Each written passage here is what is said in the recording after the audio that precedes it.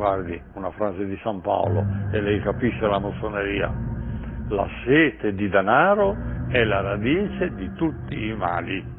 È diventato sempre di più un potere, un legame per far carriera tra di loro, eccetera, eccetera.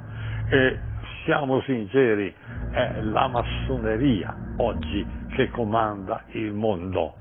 Il mondo politico è comandato a livello internazionale, è comandato dalla massonería. Hace muchos años, a principios de siglo, el poder mundial, que estaba agrupado en un famoso y oculto comité de los 300, ¿no es cierto?, que agrupaba en su momento, cuando muere la reina Victoria, las tres coronas, la corona inglesa, la corona danesa, la corona holandesa, resuelven asociarse a los plebeyos, como ellos les dicen, para mantener su hegemonía, y hablamos de los plebeyos, las grandes familias adineradas, Rothschild, Rockefeller y Morgan. Inmediatamente la administración del poder mundial pasa a la familia Rockefeller. Ellos deciden implementar el marxismo en todos los países dominados. En ese momento estaban financiando ya estos banqueros la revolución marxista del 17. En 1913 hacen el banco que dice Marx, un banco universal para manejar el dinero como instrumento de dominio, que reforman la Constitución norteamericana, hacen la enmienda, creo que es la enmienda 1110, y crean la Reserva Federal, e inmediatamente después, estamos hablando de entre 1917 y 1920, crean dos organismos, el Consejo de Relaciones Internacionales, Council on Foreign Relations, CFR, para implementar el marxismo en el mundo.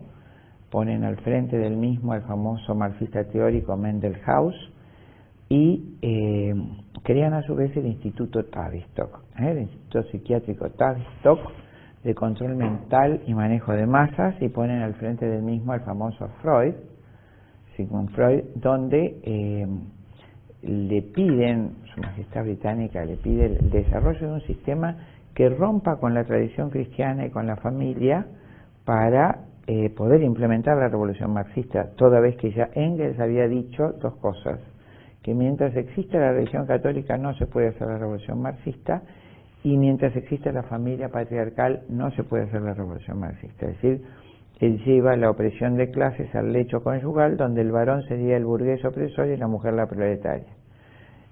Se pone inmediatamente en ejecución, se hace en ese laboratorio de control mental, se desarrolla la música que va a ser el rock, que acompaña la liberación sexual propuesta por Freud para destrozar la sociedad, y por supuesto el psicoanálisis se encarga del aspecto teórico de romper el vínculo del hijo con la madre, porque sabido es desde la psicología, la filosofía y la historia, que la tradición se transmite por la madre. Lo primero que aprende el niño es lo que la mamá le enseñó en la cuna. El primer Padre Nuestro lo hemos aprendido a nuestra madre en la cuna. Entonces el psicoanálisis, por supuesto, inmediatamente rompe ese vínculo, deforma el mito de Sófocles, poniendo en Yocasta a la madre todo el pecado y toda la maldad, y entonces el hijo se tiene que rebelar contra ese vínculo, contra su madre, romper con la tradición materna y levantarse en revolución.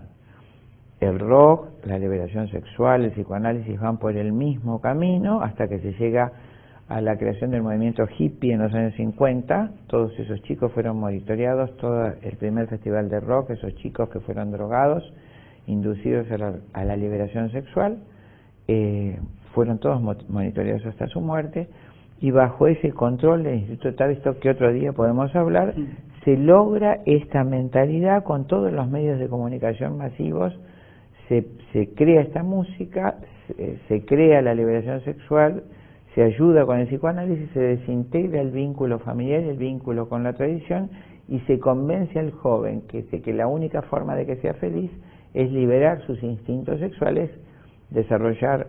La encargada de esto es lo que llamamos la Escuela de Frankfurt, ¿no es cierto?, que fue uno terrible.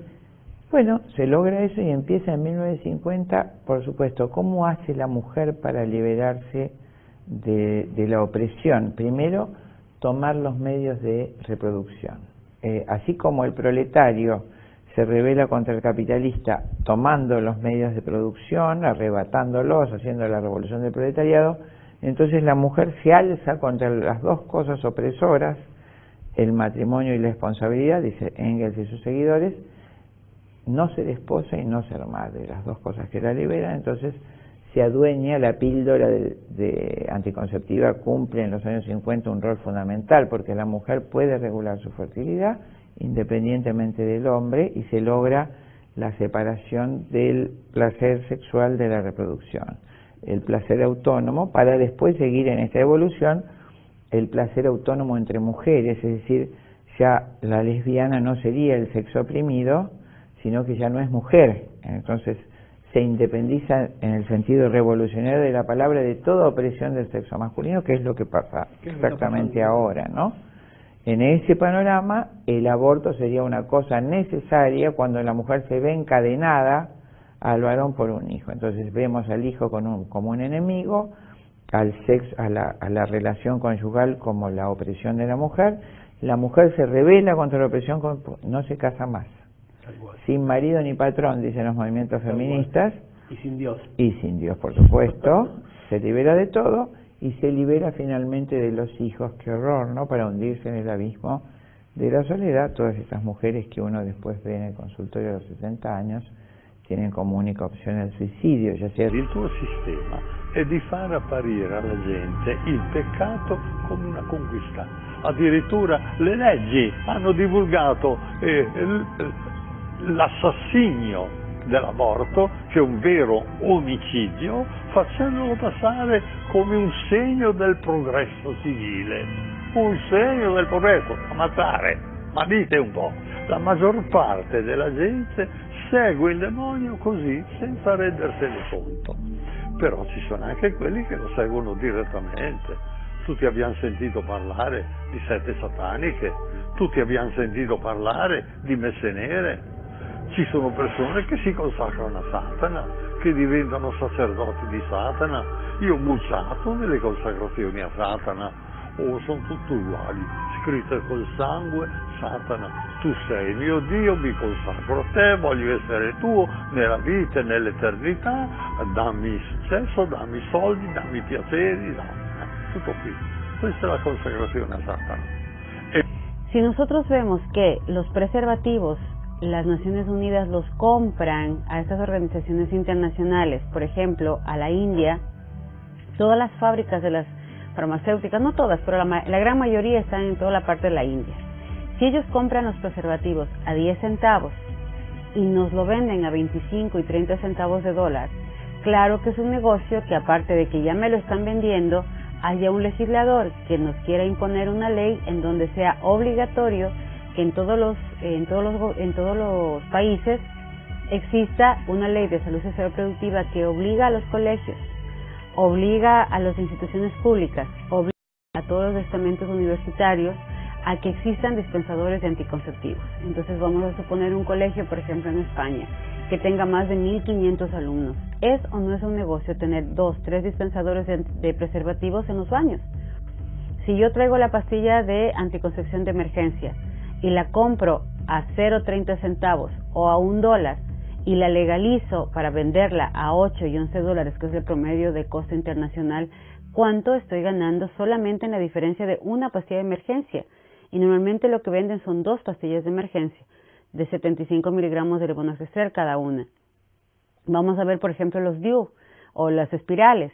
Si cada espiral, cada DIU cuesta entre 3 y 5 dólares y para podértela poner, para poder ir al médico, tú pagas ya un importe al médico y luego te la venden entre 15 y 23 dólares, ese marco de diferencia es lo que ellos están ganando. Entonces sí es un negocio decirles a los niños entre los 10 y 11 años que la única manera de ser felices y de poder vivir sus derechos es usando un preservativo, es usando una inyección, es usando unos implantes, es usando unas pastillas. Y luego decirles que ni siquiera le tienen que decir a su papá o a su mamá de qué es lo que están usando, de cómo lo están usando y para qué lo están usando. Los profesores y los médicos tienen una ley que les restringe inclusive que los padres de familia sepan que esos anticonceptivos están siendo entregados a los niños, sin decirles además los daños a posteriori que van a pasar. Un ejemplo clarísimo: ¿cuál es una de las primeras causas de muerte de las mujeres a nivel internacional? Las enfermedades cardiovasculares. ¿Qué relación directa tienen las enfermedades cardiovasculares con la anticoncepción? Totalmente. existe una relación directa entre el uso y abuso de anticonceptivos y las enfermedades cardiovasculares en mujeres. Existe una relación directa entre las enfermedades de transmisión sexual y la vida promiscua. Por eso es que es un gran negocio. Para ellos es un negocio el que yo a los 10 años empiece a usar anticonceptivos. Luego de usar los anticonceptivos, yo sé que tengo dos opciones. La una, o se va a contagiar una enfermedad de transmisión sexual o se va a embarazar. Entonces, para las enfermedades de transmisión sexual, también vendo yo mismo como farmacéutica los químicos. Un ejemplo clarísimo de eso es la vacuna del virus del papiloma humano. ¿Qué es lo que nosotros vemos? Que todo este tipo de programas lo que está haciendo es difundiendo la promiscuidad. ¿Para qué? Para que la gente use sus productos, que son la anticoncepción, los químicos para evitar las enfermedades de transmisión sexual, y por el otro lado está el aborto. Cada aborto cuesta un promedio de $300 a nivel internacional. Solamente en Estados Unidos, legalmente, no se conoce el dato ilegal, pero legalmente se dan 1,5 millones de abortos a $300 solo en Estados Unidos. En España a ustedes les dijeron que tenían aproximadamente 8,000 abortos y que era urgente para bajar el número de abortos legalizar el aborto. Subieron inmediatamente a 23,000. Hoy ustedes bordean los 120,000 abortos al año. Son 100 y pico mil personas que mueren todos los años antes de nacer. Y existen abortos aquí en España, existen mujeres que han abortado un promedio de 10 a 14 veces en su vida. Quedan con el útero destrozado, con su parte emocional destrozada. Entonces, ¿dónde está el tema de salud? ¿Dónde está el tema de educación? Si ya sabemos que es por la promiscuidad que se da el contagio de enfermedad de transmisión sexual, si ya sabemos que la mujer queda destrozada luego de un aborto, si ya sabemos que luego de todos estos programas se incrementa el número de enfermedad de transmisión sexual. Fíjense que solamente en América Latina, en el año 2004, se hizo en el verano del 2004 una pequeña evaluación de los programas de salud sexual reproductiva en Santiago de Chile. ¿Cuál fue la conclusión? Y con esto terminamos para que ustedes se den cuenta cuál es el impacto. La conclusión fue que en América Latina, antes de empezar estos programas, los jóvenes iniciaban su vida sexual entre los 16 y los 17 años. Había embarazo adolescente aproximadamente los 15 y 16 años. Había un promedio de 5 enfermedades de transmisión sexual. Los chicos y las chicas soñaban con el matrimonio. Hoy, actualmente, América Latina tiene aproximadamente 30 tipos de enfermedades de transmisión sexual latentes en los adolescentes. Los chicos ya no inician su vida sexual entre los 16 y 17 años, inician entre los 10 y 12 años. Tenemos casos de mujeres, madres, adolescentes que están iniciando su embarazo adolescente entre los 12 y 13 años y embarazos consentidos. No estoy hablando de violación, embarazos consentidos con padres de familia de 14 y 15 años. Ya no creen en el matrimonio, ya no quieren saber absolutamente nada, ni siquiera de el saber sobre la familia ni nada, porque piensan que el cuerpo es un producto que pueden usar como les dé la gana. Ese es el cambio que estos programas han hecho. ¿Cuánto han ganado? $456 millones. Solamente Plan Parenthood, hasta la actualidad, tiene en sus haberes, en sus arcas institucionales, $456 millones. ¿A costa de qué? De la salud de sus hijos, de mis hijos, de las mujeres, de los jóvenes y de tontos útiles como nuestros políticos que le han dicho sí a esta cultura de muerte y que hoy todo el mundo ha perdido, menos las farmacéuticas y las Naciones Unidas que siguen recibiendo millones y millones de dólares para impulsar estos programas.